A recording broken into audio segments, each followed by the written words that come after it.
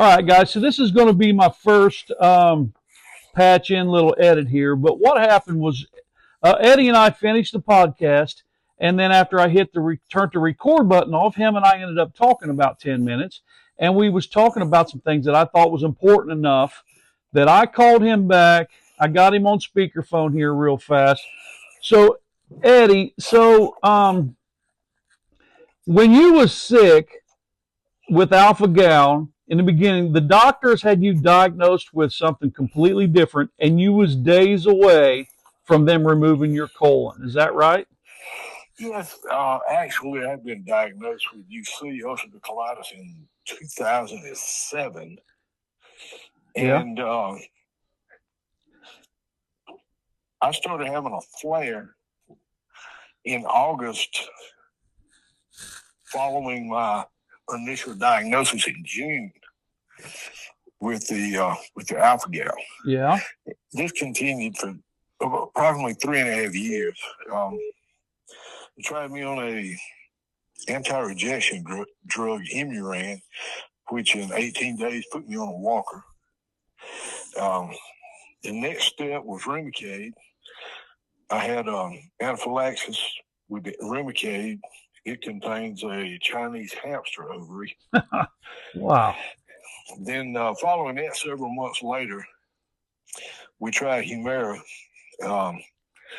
Had some mild anaphylaxis issues with the Humira, and we had gotten down to we're going to try one more drug, and if that doesn't work, we're going to have to remove your colon. And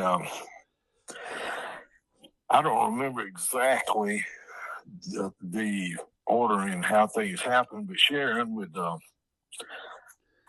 I guess she works with Dr. Cummins. Yeah, Alpha Gal Alliance. She is the chairman for Alpha Gal Alliance in Washington, D.C. Yeah, so go ahead. Yeah.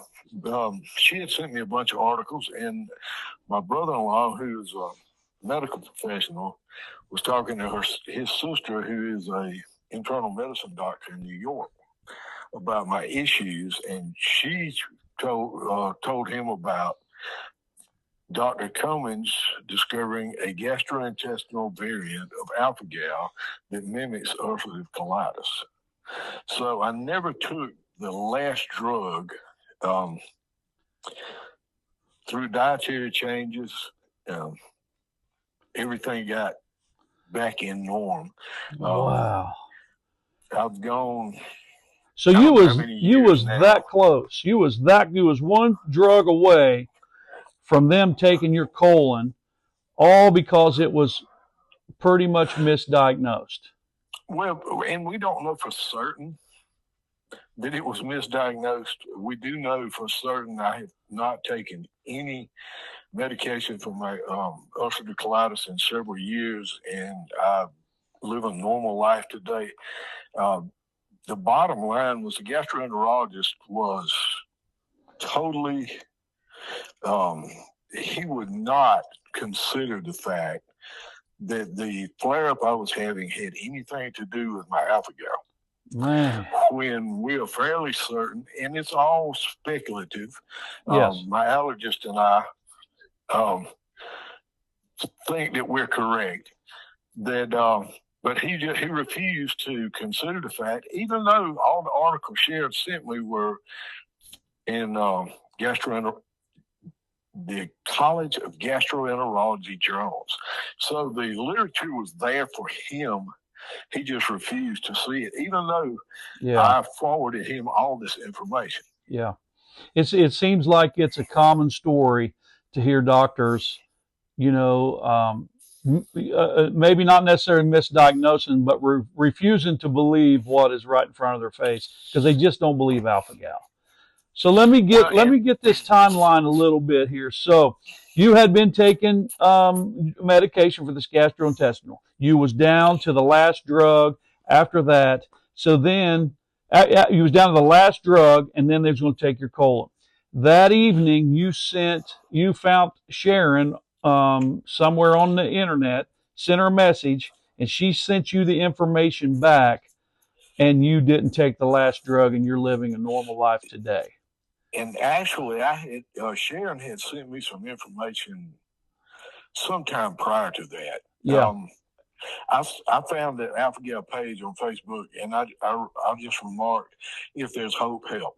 Yeah. Right. And within minutes, she started sending me articles. Yeah. And then sometime after that, she had sent me more articles, and then we found this. My brother-in-law's sister had found this other stuff. So between those two, they say my colon is not my life. So. Right. Yeah. So, Sharon, so now we've talked offline. You and I hit we stopped the record of the podcast, and then you and I had all this discussion. And then, so I put the phone call in when I started to edit. So, but you didn't know Sharon. You didn't know her. You just made that comment, and she started posting. Yeah. So her name is Sharon Forsyth. She's the chairman of Alpha Gal Alliance out of Washington, D.C. She's an admin on a lot of these pages. I don't know how many years she's been at this, but she is a godsend to a lot of people. So I'm going to give a shout out to Sharon for you. And I've already called her, by the way. I called her and let her know about this. And that's another reason I wanted to add this at the end. So, Eddie, anything else you'd like to add? I can't think of anything. Okay. I'm sure after we hang up, something will pop up. But... Yeah. Well, I can't wait to see some pictures of turkey, because I know turkey season's hot and heavy, and we are in turkey bonanza here at Alpha Gal Outdoorsman.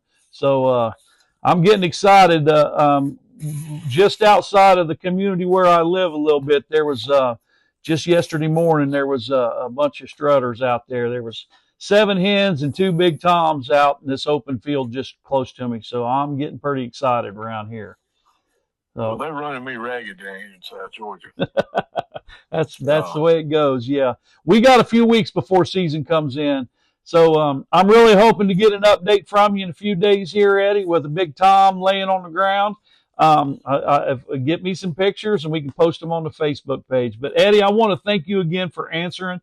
I know I popped this on you pretty quick, but I hope we talk again, Eddie. Thank you very much, my buddy. All right. Thank you. Have a good day. Yep. Bye-bye. Bye. Wow. Just real quick, man. You heard it. Eddie laid it out, and I kind of put you a detailed timeline together, but that just goes to show you right there, Alpha Gal's got a long way to come. Long way to come. Now, I know that this was a few years ago, but here we are. So I'm hoping to get this edited, kind of cut right in there, but we'll see how my editing skills go. But thanks again for listening to Alpha Gal Outdoorsman.